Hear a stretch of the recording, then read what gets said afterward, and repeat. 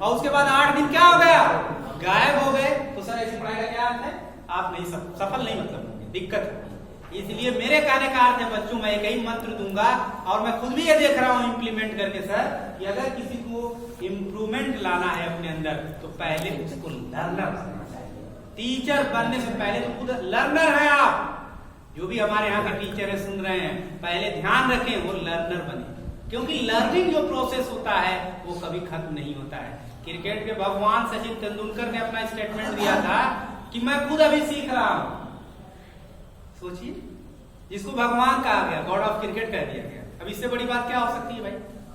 उसी तरह से जो भी शिक्षक हैं, पढ़ाने से पहले कहा जाता है कि अच्छा टीचर वो है उस टॉपिक को घर पर पढ़कर आगे क्यों पढ़ाए, तभी वो बेहतरीन बेस्ट टीचर अच्छे से पढ़ा सकता है।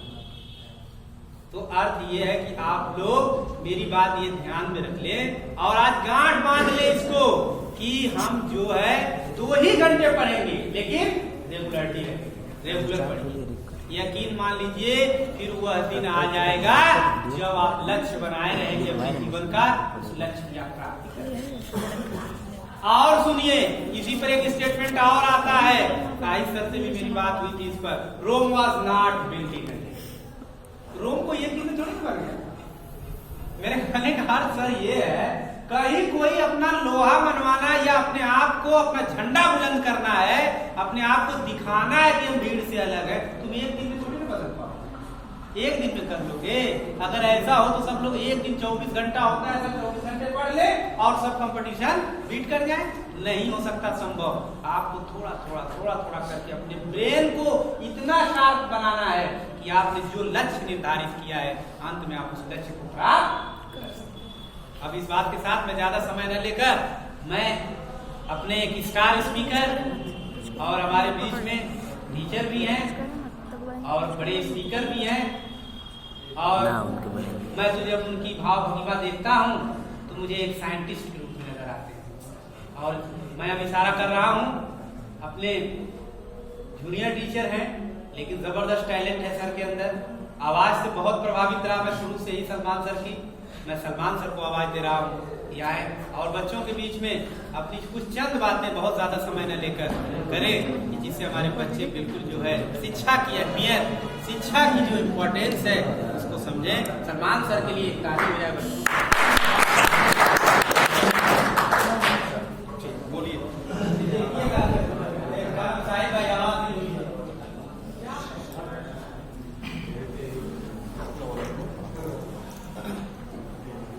प्यारे बच्चों, अस्सलाम वालेकुम। हमारे बीच हमारे तमाम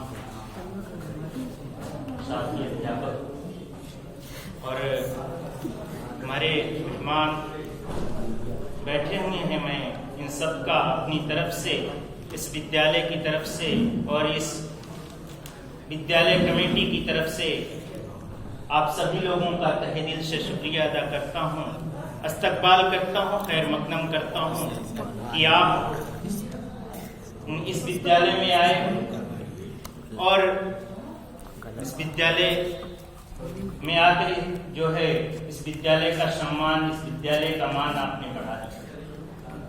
बच्चों,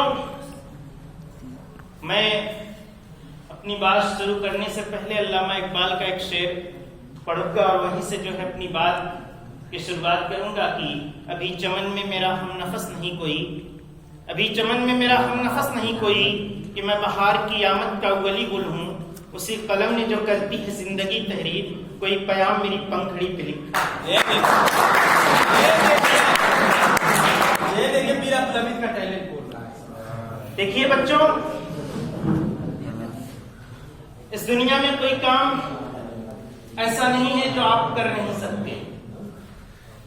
क्यों? क्योंकि आपके जैसा इस दुनिया में कोई है नहीं, आपके जैसी सलाहियत इस दुनिया में किसी के पास है ही नहीं। जो क्वालिटी आप रखते हो वह दुनिया का कोई व्यक्ति, कोई आदमी, कोई इंसान रख ही नहीं सकता। आपके पास एक अलग दिमाग है और अल्लाह ताला ने सबको दिमाग दिया है, सबको अक्ल दिया है, सबको दिल दिया है, लेकिन सबके जो सोच होती है वह अलग अलग होती है। सबके जो गौर करने का, जो फिक्र करने का एक ही बात है। लेकिन उसको अगर जो है मैं यहाँ पर बैठे हुए 40-50 लोगों के बीच अगर कहूं, तो वो जो 40-50 लोग मुझे कहूं कि मुझे रिटर्न करना है ये बात इनडायरेक्ट में, तो वो जो है अलग अलग तरीके से अपने अपने अंदाज में करेंगे। तो इस तरीके से आप लोगों में अलग अलग सलाहियतें हैं, आपको अपनी सलाहियत को पहचानना है, क्योंकि आपके जैसा इस समर के अंदर कोई है ही नहीं, इस दुनिया में आपके जैसा कोई है ही नहीं। आपसे बड़ा कोई साइंटिस्ट नहीं, आपसे बड़ा कोई स्टूडेंट नहीं, आपसे ज्यादा किसी को आता ही नहीं। ये मान लीजिए, आज इस बात को मान लीजिए कि आपसे ज्यादा तेज इस क्लास में कोई बच्चा ही नहीं है। अगर कोई सबसे तेज पढ़ने वाला है तो आप ही हैं सबसे तेज, और कोई है ही नहीं। लेकिन ज्यादा गुरूर और ज्यादा घमंड कि मुझे बहुत आता है, मैं बहुत पढ़ने में तेज हूं, मैं टॉपर हूं, ऐसा नहीं होना चाहिए। क्योंकि अगर आप गुरूर करते हैं, घमंड करते हैं, तकब्बुर है आपके अंदर, मैं है आपके अंदर, तो वो भी अल्लाह ताला को तकब्बुर पसंद नहीं है, घमंड पसंद नहीं है। शैतान ने तकब्बुर तो किया ही, तकब्बुर ही ने किया था, क्या हुआ उसका? उसके लानत का तौब पहना दिया गया।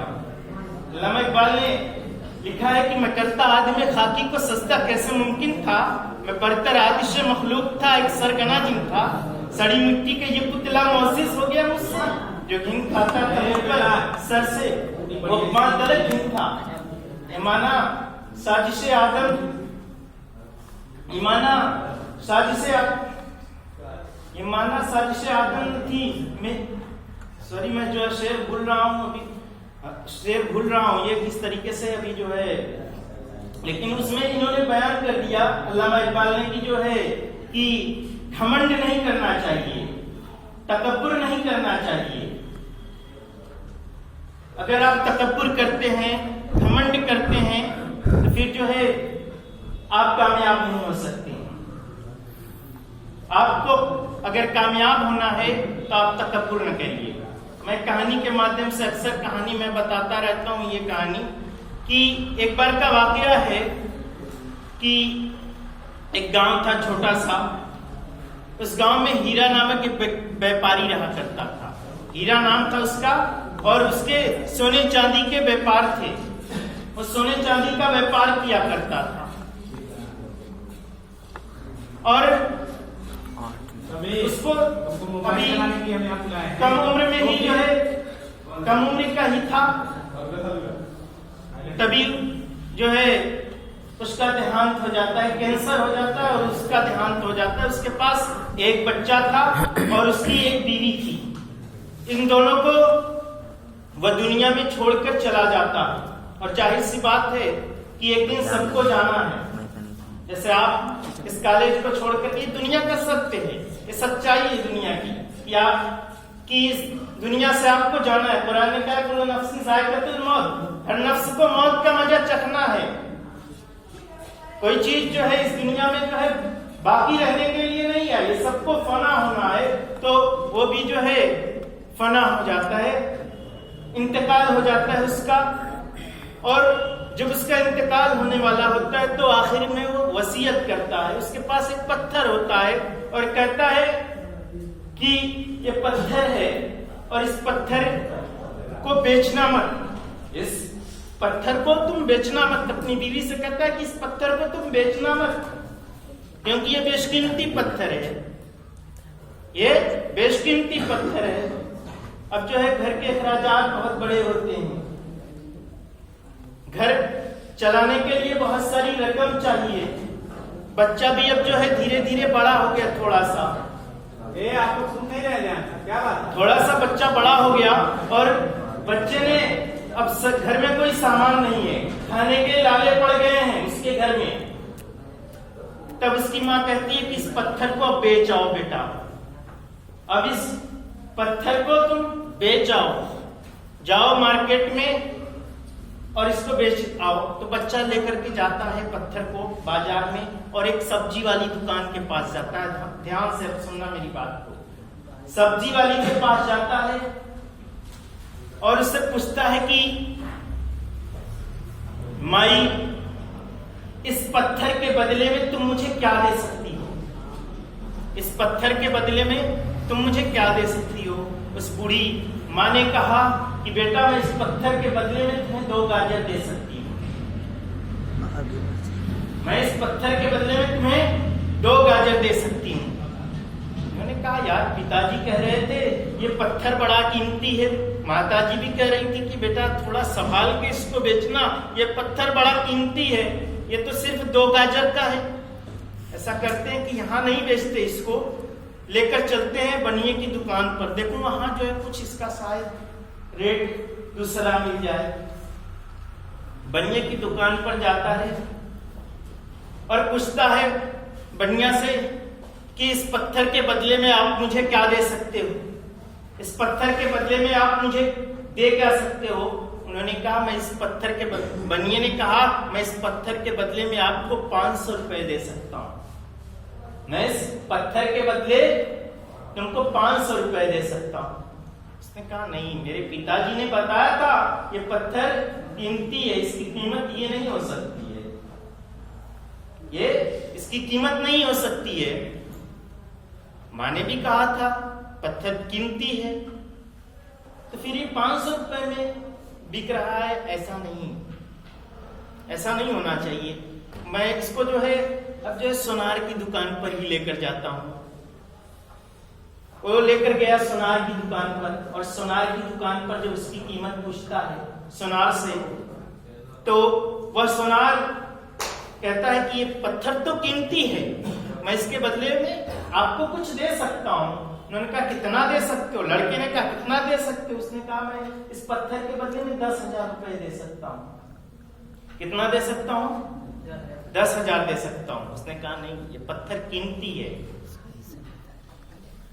पिताजी ने बताया था पत्थर कीमती है, माँ ने भी कहा था पत्थर कीमती है।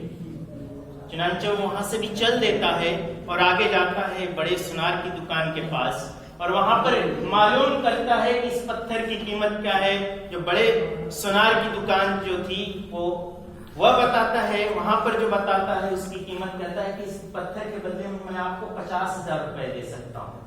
मैं इस पत्थर के बदले 50,000 रुपए दे सकता हूँ। वह तब भी पत्थर को नहीं देता है, और जहाँ हीरे जवाहरात बनते हैं, जो एजेंसी होती है हीरे की, वहां पर वो जाता है।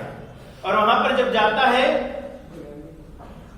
और वहां पर मालूम करता है, तो जो वहां का मैनेजर होता है, जाहिर सी बात है कोई कंपनी होती है तो उसका एक मैनेजर होता है, तो एक डायरेक्टर होता है। तो जो मैनेजर था कुर्सी पर बैठा हुआ था, जब वो पत्थर उसके सामने ले गया तो ये जो है अपनी कुर्सी छोड़कर खड़ा हो जाता है और कहता है अरे इतना बेशकीमती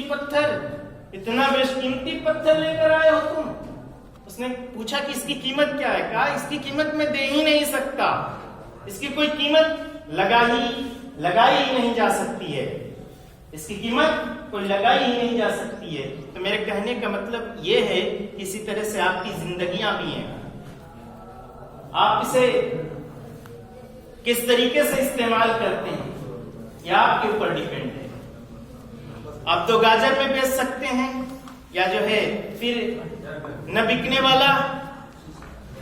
बिकने वाली जो है आपकी जो है ये जिंदगियां अनमोल हो सकती हैं, इसकी कोई कीमत नहीं लगाई जा सकती है।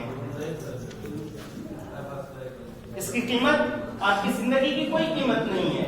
आप लोग यहाँ से चले जाओगे और जाओगे जब, तो आपको जो है एक नया माहौल मिलेगा, आपको जो है नए टीचर्स मिलेंगे, नए बच्चे मिलेंगे, आपको जो है दोस्ती की होड़ होगी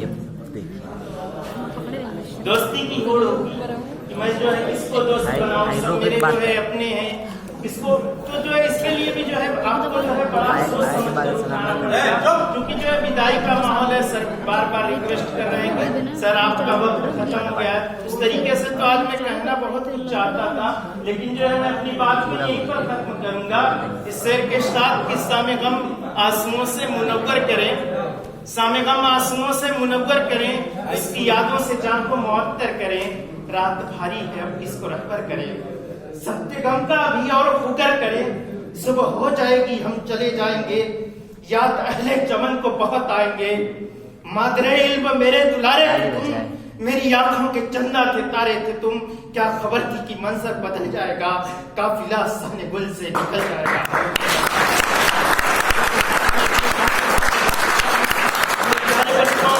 आप लोगों को मैंने अब तक बहुत मारा, बहुत डांटा, लेकिन इसमें कहीं न कहीं मेरा प्यार भी था, मेरी मोहब्बत भी थी।